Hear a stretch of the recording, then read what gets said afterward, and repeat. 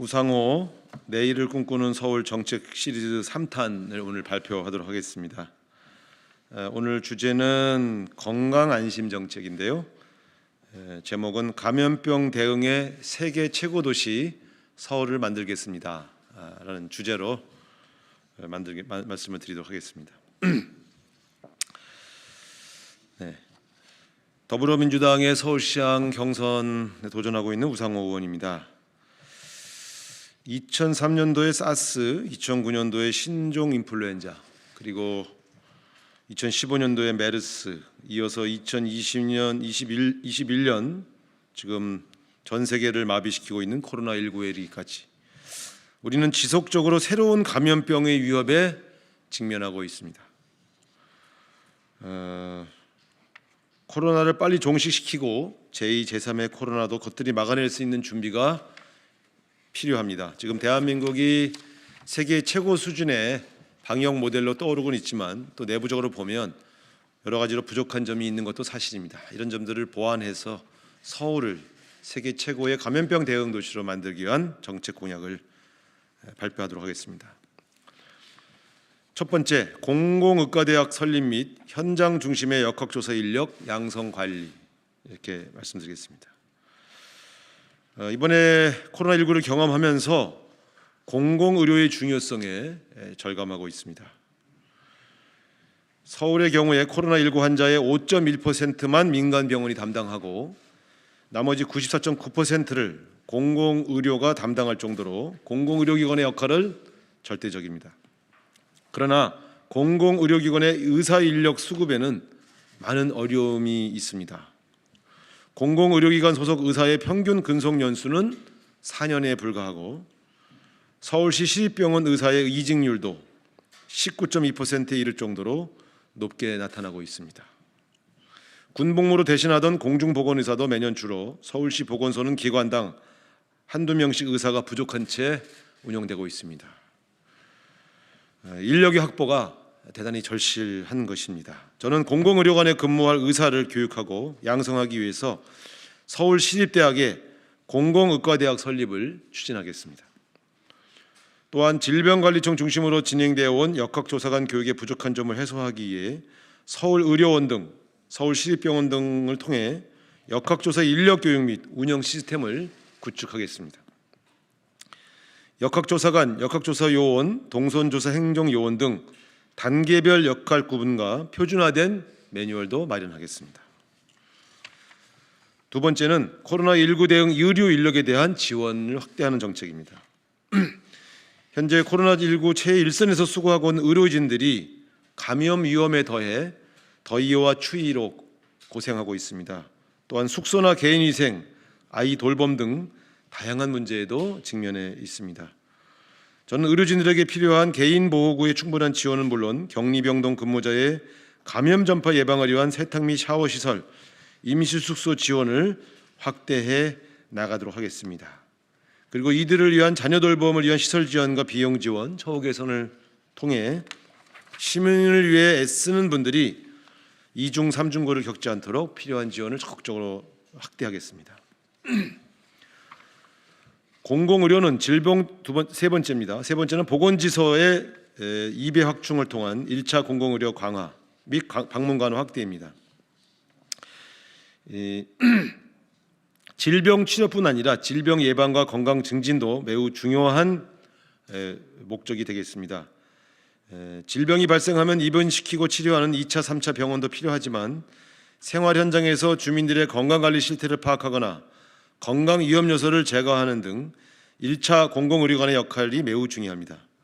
현재 28개 수준인 서울의 보건지소를 2배 확충하여 시민의 건강을 관리 책임지는 서울의 공공의료 전달 체계를 강화하겠습니다.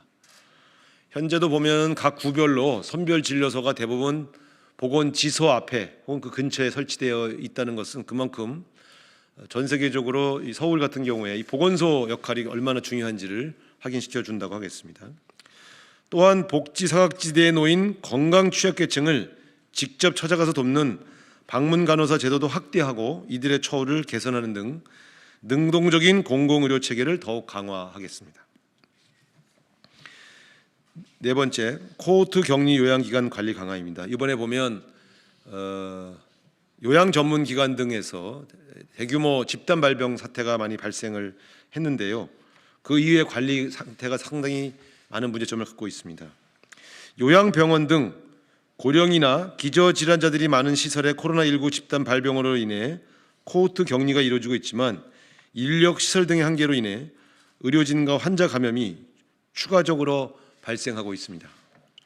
저는 코호트 격리가 이루어지는 요양기관의 미감염 환자가 서울시립병원이나 생활치료시설로 신속하게 전원 조치될 수 있도록 이러한 시스템을 구축하고 이동형 음압기 등 의료기기 지원, 확진자와 동선 구분을 위한 동선관리 컨설팅, 추가 의료 인력 파견 등을 통해 추가 감염이 발생하지 않도록 지원하겠습니다. 다섯 번째, 중소기업 자영업자 영업중단 보상보험, 코로나19 시민안전보험 등을 도입하겠습니다. 이번에 보면 코로나19로 인해서 영업 손실이 막대하게 발생하고 있는 중소기업 자영업자에 대한 여러 가지 손실 보상 체계의 문제가 계속 제기되고 있습니다. 코로나19 확산에 따라 거리두기 단계가 상향되고 식당, 유흥업소, 실내 체육시설 등 많은 업체의 영업 제한 조치가 이루어지고 휴업으로 인한 손실이 지속적으로 발생하고 있습니다. 저는 중소기업 자영업자 영업중단 보상보험을 도입하여 중소기업 자영업자의 영업중단에 따른 보상이 이루어지도록 하겠습니다.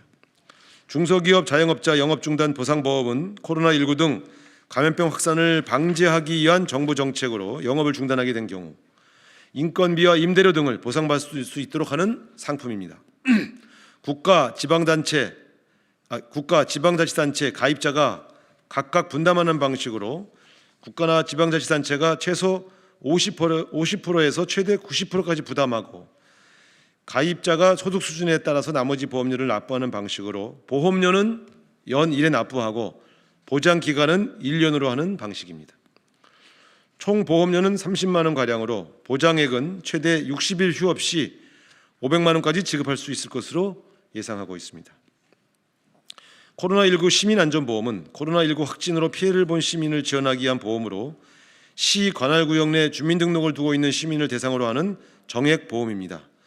1년 단위 보험으로 감염병 사망 및 후유장애 발생 시 최대 1,000만 원을 보상해 주는 상품을 도입할 계획입니다. 마지막으로 서울형 어린이 상병수당을 도입하겠습니다. 서울형 어린이 상병수당은 부모 의존성으로 인해 타인 간병이 어려운 0세부터 12세 이하 자녀들이 1개월 이상 장기 입원을 할 경우 간병 돌봄을 위해 부모의 경제활동이 어려워짐에 따라 이를 지원하기 위해 상병수당을 지급하는 정책입니다. 서울 소재 만 12세 이하 아동 중 연간 30일 이상 입원한 아동 수는 2,139명입니다. 2019년 기준으로요. 상병수당 지급액은 육아휴직급여 상한액이 월 150만 원임을 고려하여 자녀의 입원 기간 동안 지급하는 상병수당은 1일 5만 원으로 최대 3개월 동안 지급하는 그러한 시스템입니다.